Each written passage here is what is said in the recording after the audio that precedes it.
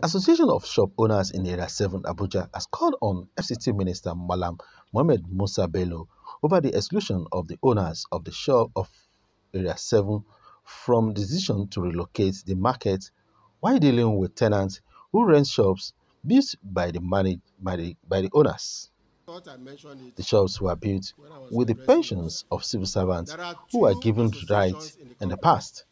Addressing pressmen in Abuja today, the chairman of the group, Godfrey Ojakiri, said, "We strongly recommended seamless transmission of every shop's owners from the old shops to the new one on affordable long-term." Some of our members, the Abuja Investment Company Limited and the Abuja Market Management Limited, have so far refused to dialogue with us, but have rather held several meetings with the Executive Council members of the Traders Association, who happen to be our tenants. Some shop owners chose to rent their shops, and the tenants constituted themselves into an association. And because of this divide and rule tactics, which already used to by the management, they switched to the traders, that is our tenants, and started having dealings with them. They made promises to them that in the new dispensation, they were going to allocate shops to them, ignoring us, who use our hard-earned money to erect these structures in the first place. And that has been the trend from December last year till date.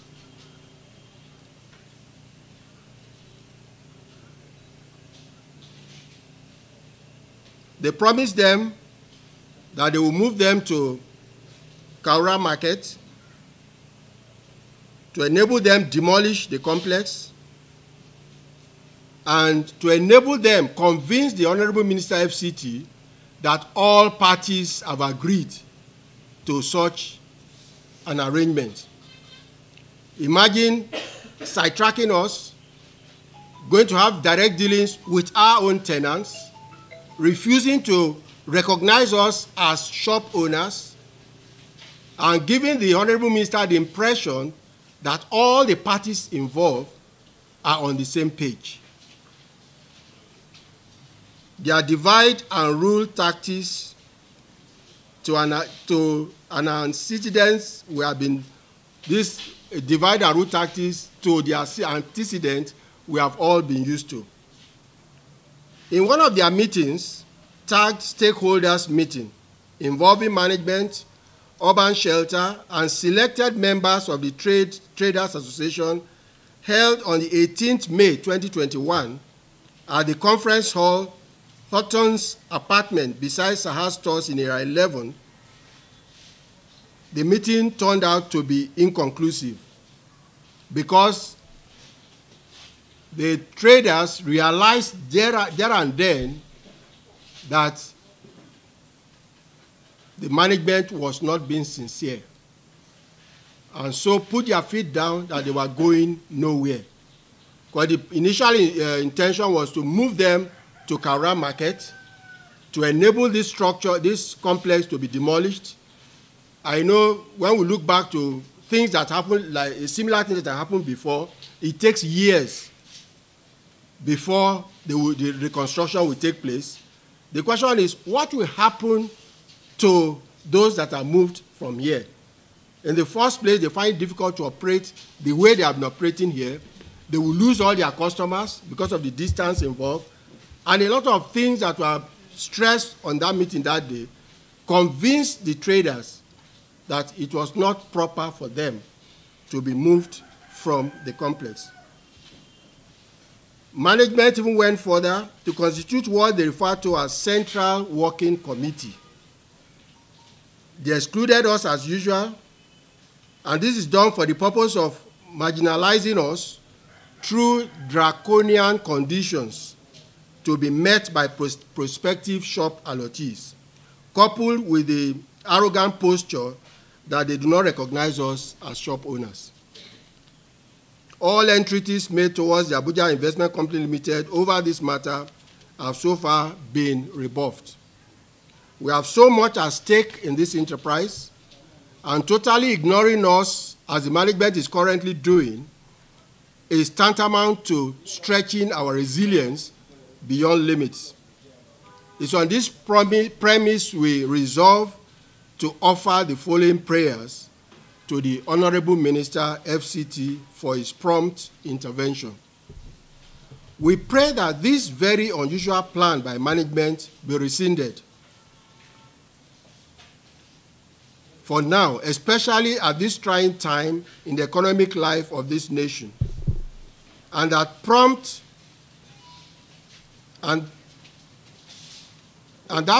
us to ask the salient question: who owns urban shelter? Because we see it as an instrument that's being used, a veiled instrument that's being used to dispossess law-abiding citizens of their legitimate properties. We wish to state also that the complex was not built as a shopping mall, rather as a safe haven for the struggling masses, especially retired civil servants, to thrive in whatever business they choose to embark on. The market, we dare say, is overbuilt, as 3 other shopping malls and plazas are gradually turning the only road running through the complex a motorist nightmare. By erecting a completely new structure in the vicinity will further worsen the already bad situation. It is hereby suggested that the complex and UTC block be given a facelift instead. If the remodeling must take place, all stakeholders must be accommodated as partners in progress on the negotiating table. This presupposes that every shop owner will be offered the first right of refusal over any new allocation. Moreover, the modalities geared towards the full and successful implementation of any new project will be jointly addressed by all stakeholders. We strongly recommend a seamless transition of every shop owner from his or her old shop to a new one on affordable long-term plans. We make this submission as a way of reiterating our earlier conviction that mutual effort from everyone concerned with this enterprise will help advance the cause of establishing a market-friendly and model complex that will be beneficial to all. It's a medium so that our voice will be heard. And we know quite well the antecedent of the Honorable Minister. But where he has asked privilege to serve, he has always been giving support to the masses. And wherever masses have been denied, he is always providing succor for them. So that is the essence of calling this the media, so that our letter that could know, our cry that has not reached him will reach him first. And we also want the Honorable Minister to know certain facts, which my chair has mentioned, that there are some unique features of this complex that make it to be different, to be distinct from other complexes. One, it was built by the owners. Two, like all of you know, that complex is not a market. It is an entrepreneur center. And there is the only market in Abuja that you will see a 33 kVA transformer to power the equipment that we are using there. It is only market that you will see 800 kVA generator, one single one serving the whole market. No noise pollution, no environmental disaster. And these are the things that encourage us to put our investment there. There are several millions of equipment in that place that we are using to produce and we are using to train the young ones.